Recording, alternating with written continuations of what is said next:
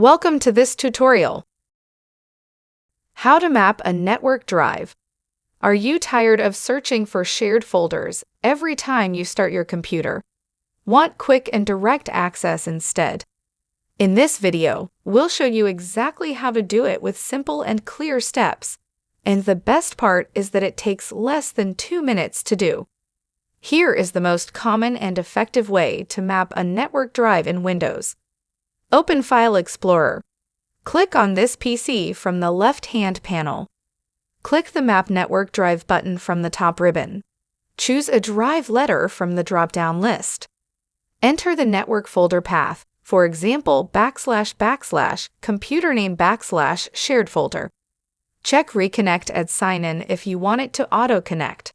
Check Connect using different credentials if needed. Click Finish. Follow the screen instructions to enter your network username and password if prompted. The drive will now appear under this PC. That's it. Now you know the way to map a network drive quickly and easily. Hope this was easy. Thanks for watching. Please like and subscribe to our channel and press the bell icon to get new video updates.